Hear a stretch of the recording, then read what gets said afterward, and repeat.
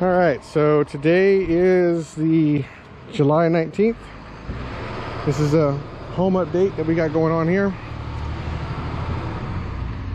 They have not really done a whole lot of the home this week that they were hoping to get done. It looks like they probably didn't pass some inspections, which is fine. That just means that they need to go back and fix some things that they need to work on. But in this case, they do have drywall present inside the home now. So that way, whenever they do pass the inspections that they need to pass, they will have the opportunity to board all the exterior walls up with drywall, as well as float for the ceiling. That way they can get the insulation put in for both the exterior walls and the attic space. Attic space will be blown insulation, and then the walls will be like the rollout stuff they have. Just want to get a better shot of the of this space here for our courtyard, because we keep trying to think about what we want to do with it, and we don't quite want to have any definitive plans. We know that we want to put some kind of seated area that goes in this corner, possibly some raised flower beds that'll be here, as well as another set that go to here to separate. This entire area will be concrete that'll be laid out, which will extend into the driveways for both the car garages that are here and then out towards the street. Jane wants to put a water feature, so we had them install an electrical outlet that's there, and we don't know what that's going to look like either at this point as far as what type of water feature we want to put. But nonetheless, we just want to have this as a seated area if we wanted to be out here to just chill out with everything else. One of the things that we did recognize that they placed were certain metal points, metal plates, to go anywhere where there's a pipe access. So that's kind of new. And then any situation where there was a pipe that was running through a piece of wood, there's one in the bathroom over there to take a look at, that they put a metal plate around that spot to help deter nails from coming through whenever they start hammering stuff in for drywall. This space here continues to be a pain in the butt. So I think this is part of the reason why they failed some of their inspection. So previously they had the exhaust port already installed for the water heater, but as you can see, they didn't quite match up to where the physical placement of the stand is at. So they ripped it out. They took it out of the ceiling.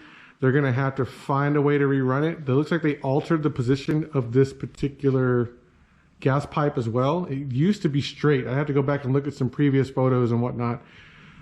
I thought it was straight, but it looks like now they've had to create a bend to go around. That's a flexible pipe, and then that one's probably the iron that they have for it. So they've got that spot that they need to fix. And then coming in through the house as well, we got more drywall that they're going to put up again for the floating. These are all 12-foot sections, 4x12s, half-inch. I think those are going to be for the ceiling once they start boarding this up, to allow them to start blowing the insulation in. And then they've got some of the pieces in here. It always kills me when I see stuff like this in their raw form, the small little damaged bits. I probably shouldn't necessarily be too concerned about that, but it's going to go on our walls, it's going to go on our ceilings, so it has me wondering why they would have just had damaged sections, or want to use damaged sections of the drywall. And one of those examples for the pipes that's being covered up by a metal bracket. So here's another one. This didn't previously get in, so now that that's there, that's good. They did seal up, like in this case, there's a little crack that was here, or cut that went all the way here. They did use spray foam to seal that, but you know, we still have small puncture areas. We got this whole section over here that's still open to the exterior of the home. Again, there's just small things to take a kind of look at.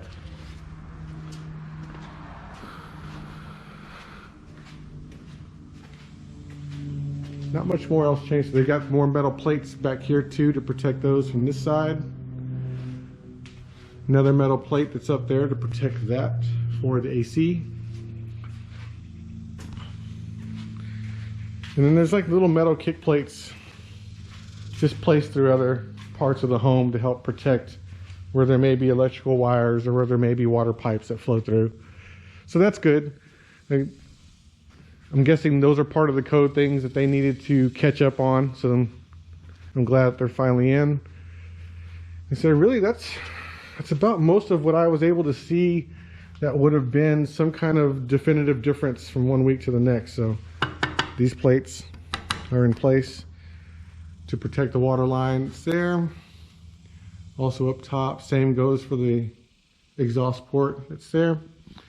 And I think there's also some, yeah, there's some here for the laundry room. So the plumbing work that we have for the pre-plumb for the sink that's going to go. And then they also have another plate down here for the washer plumbing. More plates. But other than that, I'm hoping that they can finish doing what they need to do to satisfy inspections, and that way they can get moving on boarding these walls up and start laying insulation.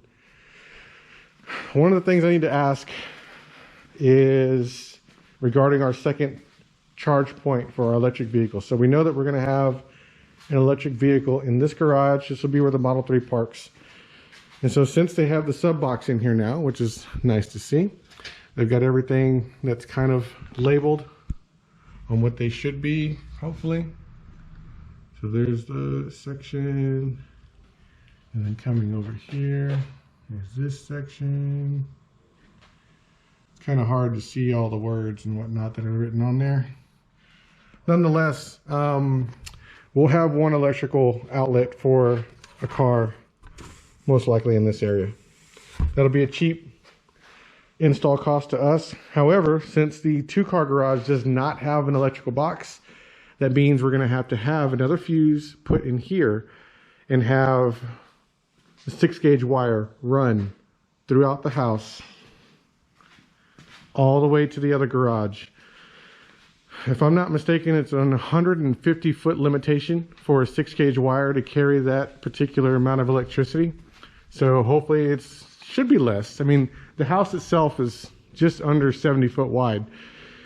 But the idea that they have to, you know, intricately place them and make their way through and then come back somewhere where we can drop a line that will probably have to be bored through one of these holes in the back side of this guy.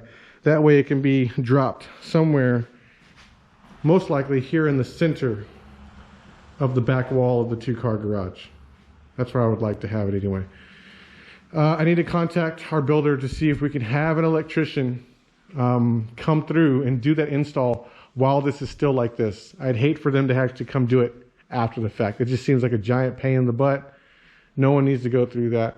And if they can allow our electrician to come run a line, that may save us some money on labor in doing that, in doing so. But then again, that's it. We got drywall, just ready for them to pass some inspections, and that's guess it's about as good as we got at the moment. All right, bye.